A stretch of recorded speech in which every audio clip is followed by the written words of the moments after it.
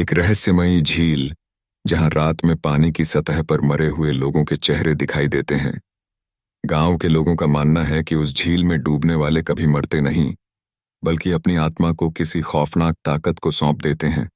लेकिन जब एक व्यक्ति उस झील के रहस्य को उजागर करने की कोशिश करता है, तो वो खुद उस भयानक नरसंहार का हिस्सा बन जाता है। उत्तराखंड की पहाड़ियों के बीच बसा रुद्रपुर गांव चारों ओर घने जंगलों और कुहासे से ढका हुआ था। यह गांव जितना शांत और सुंदर दिखता था, उतना ही खौफनाक भी था, क्योंकि इसकी सीमा पर स्थित थी एक झील, काल सरोवर। गांव के लोग मानते थे कि ये झील अभिशप्त है। यहां रात के समय झील की सतह पर मरे हुए लोगों के चेहरे दिखाई देते थे, और जो भी उस झील में डूबता, वो कभी मरता नहीं। उसकी आत्मा किसी अज्ञात और भयावह शक्ति को सौंप दी जाती। कई लोग इसे महज अफवाह समझते थे, लेकिन जिसने भी इस झील की सच्चाई को जानने की कोशिश की, वो कभी लौट कर नहीं आया। अभय एक नौजवान था जिसकी उम्र लगभग 25 साल थी। वह शहर में पढ़ाई करने के बाद अपने गांव लौटा था। पढ़ाई के दौरान उसने कई रिसर्च की थी और खुद को एक वैज्ञानिक सोच वाला व्यक्ति मानता था। भूत प्रेत, आत्माएं, ये सब उसके लिए बेबुनियाद बातें थीं। अभय के दादाजी हमेशा उसे उस झील के पास न जाने की हिदायत देते थे, लेकिन अभय को हमेशा ये सब पुरानी पीढ़ी का अंधविश्वास लगता था। एक दिन गांव में एक सनसनीखेज घटना हुई। गांव के एक किशोर रोहित ने झील में कूदकर आत्महत्या कर ली। लोग कहते थे कि वह पिछले कुछ दिनों से अजीब हरकतें कर रहा था। वह अचानक नींद में उठकर झील की ओर चला जाता था और कहता था, वो मुझे बुला रहे हैं, मुझे जाना है। अभय को इस घटना ने और भी ज्यादा उलझन में डाल दिया। वह सच्चाई जानने के लिए खुद को रोक नहीं पाया। अभय ने झील की सच्चाई का पता लगाने का निश्चय कर लिया। उसने एक रात अपने दोस्त रवि और समीर को भी अपने साथ ले जाने का सोचा, लेकिन रवि ने साफ मना कर दिया। उसकी आंखों में डर साफ झलक रहा था। अभय, पागल मत बन। जो भी उस झील के करीब गया है, वो या तो मरा हुआ मिला है या पागल हो गया है, रवि ने कांपती आवाज में कहा। लेकिन अभय को किसी की भी बातों पर विश्वास नहीं हुआ। वह अपने साथ सिर्फ समीर को लेकर रात के अंधेरे में झील की ओर बढ़ा। झील तक पहुंचते पहुंचते घना कोहरा चारों ओर फैल चुका था। हवा में अजीब सी ठंडक थी जो रोंगटे खड़े कर देने वाली थी। अभय और समीर के कदम धीरे धीरे झील की ओर बढ़ रहे थे। अभय, यहां कुछ तो गलत है। मुझे लग रहा है जैसे कोई हमें देख रहा है। समीर की आवाज थरथरा रही थी। ये सब तुम्हारा वहम है समीर। कैमरा ऑन कर और देख कि कैसे मैं सबको साबित करता हूं कि ये सब महज बकवास है, अभय ने मुस्कुराते हुए कहा। लेकिन जैसे ही उन्होंने झील की सतह को देखा, उनकी आंखें फटी की फटी रह गईं। पानी की सतह पर कई चेहरों की परछाइयां झलक रही थीं। ये चेहरे सड़ चुके थे, उनकी आंखें लाल और खाली थीं। कुछ चेहरे तो इतने भयानक थे कि उन्हें देखकर चीख निकल जाती। ये क्या है अभय? समीर की आवाज में डर था। ये तो बस पानी का खेल है, कुछ नहीं। अभय ने खुद को दिलासा देने की कोशिश की, लेकिन तभी एक चेहरा धीरे धीरे सतह से बाहर निकलने लगा। उसकी आंखें मानो अभय को घूर रही थीं। अभय ने उसे कैमरे में कैद करने की कोशिश की, लेकिन कैमरा अचानक बंद हो गया। ये क्या हो रहा है? कैमरा काम क्यों नहीं कर रहा? अभय चिल्लाया। अचानक झील में से एक बुरी तरह सड़ चुका हाथ बाहर निकला और समीर की टांग को जकड़ लिया। समीर चीखने लगा, लेकिन उसकी चीखें झील की ठंड में खोने लगीं। अभय ने उसे बचाने की कोशिश की, लेकिन जैसे ही उसने समीर को पकड़ने की कोशिश की, उसकी उंगलियां एकदम बर्फ जैसी ठंडी हो गईं।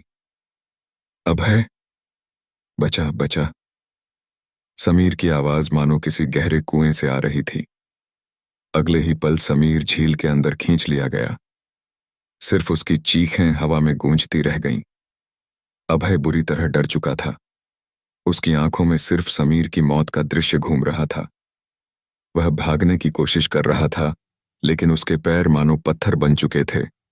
उसे अब समझ में आ गया था कि यह झील सच में अभिशप्त है, लेकिन तब भी उसका दिमाग इस बात को मानने के लिए तैयार नहीं था। वह गांव की ओर भागा, लेकिन रास्ता मानो लंबा हो गया था। चारों ओर अंधेरा और ठंड थी। हवा में फुसफुसाहटें सुनाई दे रही थीं। अगले दिन गांव में हड़कंप मच गया। समीर की लाश झील के किनारे पड़ी मिली। उसकी आंखें खुली हुई थीं और चेहरा खौफ से विकृत हो चुका था। गांव के लोग दहशत में थे, लेकिन अभय अब और नहीं रुकना चाहता था। उसने पंडित विष्णु से जाकर झील की सच्चाई जानने की ठानी। पंडित विष्णु ने बताया, वो झील कई सालों पहले एक भीषण नरसंहार का गवाह बनी थी। तांत्रिकों ने वहां सैकड़ों लोगों की बलि दी थी। उनकी आत्माएं आज भी उस झील में भटक रही हैं, और जो भी उस झील के करीब जाता है उसे वो अपनी सेना में शामिल कर लेती हैं। क्या अभय इस झील के रहस्य को सुलझा पाएगा? क्या वह उन आत्माओं के चंगुल से बच पाएगा, या उसकी कहानी भी उसी झील में समा जाएगी? पंडित विष्णु की बातें सुनकर अभय के पैरों तले जमीन खिसक गई। वह अपनी गलती समझ चुका था, लेकिन अब शायद बहुत देर हो चुकी थी। तो क्या अब कुछ नहीं हो सकता पंडित जी? अभय ने कांपती आवाज में पूछा। अब एक ही रास्ता है बेटा, तुम्हें झील के प्राचीन शाप को समाप्त करना होगा, लेकिन यह आसान नहीं होगा। पंडित विष्णु ने गहरी सांस लेते हुए कहा। कैसे? अभय के चेहरे पर डर और जिज्ञासा दोनों झलक रहे थे। तुम्हें उन आत्माओं की पीड़ा को खत्म करना होगा, उन्हें मुक्ति दिलानी होगी, और इसके लिए तुम्हें खुद को उनकी दुनिया में उतरना पड़ेगा, पंडित विष्णु ने गंभीरता से कहा। अभय ने पंडित जी की बात मानी। उसे अब अपनी और समीर की जान बचाने के लिए कुछ करना ही था। पंडित विष्णु ने अभय को कुछ विशेष जड़ी बूटियां और मंत्र दिए, जिनका उपयोग उसे झील के पास जाकर करना था। उसे चेताया गया था कि अगर उसका मन डगमगाया तो वह भी हमेशा के लिए उन आत्माओं का हिस्सा बन जाएगा। अगली रात अभय झील की ओर चल पड़ा। उसके हाथ में एक जलती हुई मशाल और गले में पंडित जी का दिया हुआ ताबीज था। वह झील के किनारे पहुंचा और मंत्र पढ़ने लगा। मंत्र के साथ साथ झील में हलचल होने लगी। पानी की सतह मानो उबल रही हो। फिर अचानक वहां कीचड़ जैसी कोई चीज ऊपर उठने लगी। यह कीचड़ नहीं था, बल्कि आत्माओं का जमावड़ा था। अभय ने देखा कि वे आत्माएं दर्द में थीं। उनके चेहरे विकृत थे, उनकी आंखें लाल और खाली थीं। कौन हो तुम लोग? अभय की आवाज कांप रही थी। हम वो हैं जिन्हें कभी शांति नहीं मिली। हमें जिंदा ही नरक में धकेल दिया गया। अब हमारा बदला पूरा नहीं हुआ। कोई भी इस झील में आता है, हम उसे अपने साथ ले जाते हैं ताकि हमारी शक्ति बढ़ती जाए। उनमें से एक आत्मा ने गूंजती आवाज में कहा, मैं तुम्हारी मदद करना चाहता हूं, मैं तुम्हें मुक्ति देना चाहता हूं। अभय ने हिम्मत जुटाकर कहा, मुक्ति? हमें मुक्ति चाहिए, लेकिन उसे पाने के लिए तुम्हें बलिदान देना होगा, आत्माओं ने जवाब दिया। अभय को समझ नहीं आ रहा था कि आत्माओं का क्या मतलब है। क्या करना होगा मुझे? उसने हिचकिचाते हुए पूछा। यह झील सिर्फ बलि मांगती है। तुम्हें उसी तरह का बलिदान देना होगा जैसा हमें दिया गया था, तभी हम सबको मुक्ति मिलेगी। आत्माओं की आवाज में दर्द और क्रोध का मिश्रण था।